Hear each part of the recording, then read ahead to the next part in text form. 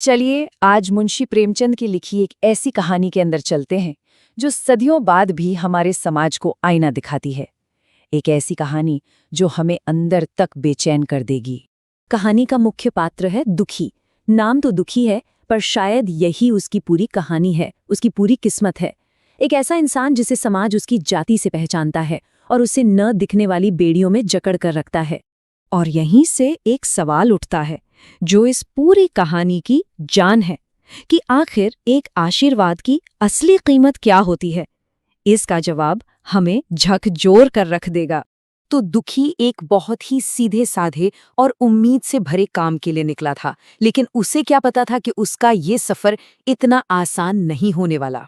जरा इन दो तस्वीरों को देखिए। ये सिर्फ दो घर नहीं है, ये दो अलग अलग दुनियाएं हैं। एक तरफ जहां गरीबी और बेबसी है, तो वहीं दूसरी तरफ ताकत और गुरूर।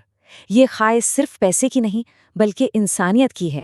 एक बाप का सपना ही क्या होता है, बस यही कि उसकी बेटी का भविष्य अच्छा हो, शुभ हो। और इसी एक उम्मीद के लिए दुखी को गांव के सबसे ताकतवर आदमी की मेहरबानी चाहिए थी। और बस यहीं से शुरू होता है उस आशीर्वाद की कीमत वसूलने का सिलसिला। एक ऐसी कीमत जो दुखी को सिर्फ मेहनत से नहीं, बल्कि अपनी जान देकर चुकानी पड़ेगी। सोचिए, एक पवित्र काम के लिए आया हुआ इंसान देखते ही देखते एक नौकर में बदल दिया जाता है। और ये तो बस शुरुआत थी उस दिन भर चलने वाली बेगारी की, उस जिल्लत की। जैसे जैसे सूरज आग उगल रहा था, वैसे वैसे दुखी के शरीर पर बोझ और उसकी आत्मा पर अपमान दोनों ही बढ़ते जा रहे थे। यहाँ एक तरफ दुखी का खाली पेट है और दूसरी तरफ पंडित का भरा हुआ अहंकार। दुखी को न खाना मिलता है, न पानी मिलता है, तो सिर्फ और काम और अपमान। जब जिस्म और हिम्मत दोनों जवाब देने लगते हैं, तो दुखी बस एक पल का सुकून चाहता है, बस एक कश चिलम का, ताकि वो अगला काम करने की हिम्मत जुटा सके। ये सिर्फ आग देने से मना करना नहीं था, ये इंसानियत से इनकार था। एक छोटी सी चिंगारी के बदले उसे नफरत और अपमान की आग में धकेल दिया जाता है। और अब कहानी उस मोड़ पर पहुंचती है जहां जुल्म की सारी हदें टूट जाती हैं।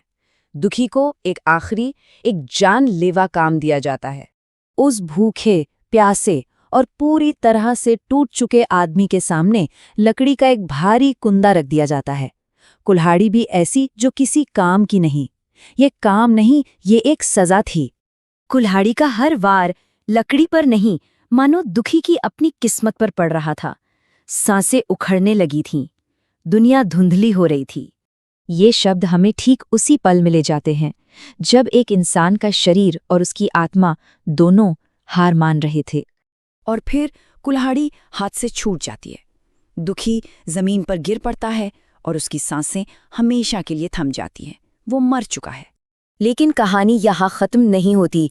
नहीं, असल त्रासदी तो अब शुरू होती है, मौत के बाद। पंडित और उसकी पत्नी खौफ में है, पर उन्हें एक इंसान की मौत का दुख नहीं। उन्हें डर है तो इस बात का कि एक अछूत की लाश ने उनके घर को, उनकी जमीन को अपवित्र कर दिया है। सोचिए, एक लाश, इंसान नहीं, सिर्फ एक छूत है। और फिर जो होता है वो और भी भयानक है। ब्राह्मणों का पूरा मोहल्ला उस लाश को छूने से इनकार कर देता है, और दुखी के अपने लोग, वो पुलिस के डर से आगे नहीं आते। नतीजा, वो लाश पूरी रात वहीं पड़ी रहती है। रात और गहरी होती है और कहानी अपने सबसे ज्यादा शर्मनाक और दिल दहला देने वाले अंजाम की तरफ बढ़ती है।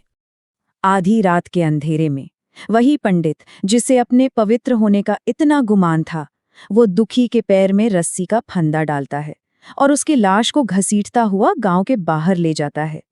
और दुखी का अंतिम संस्कार, उसे एक खेत में फेंक दिया जाता है, गिद्धों, सियारों और कुत्तों के खाने के लिए। और अब आते हैं इस कहानी के शीर्षक पर, सद्गति। जानते हैं इसका मतलब क्या होता है? इसका मतलब है मोक्ष, उद्धार, एक अच्छी मृत्यु। तो सवाल यही है कि क्या वाकई यही दुखी की सद्गति थी, या ये उस समाज की सबसे बड़ी हार थी? एक ऐसा समाज जो एक जीते जागते इंसान को इंसान का दर्जा नहीं दे सका।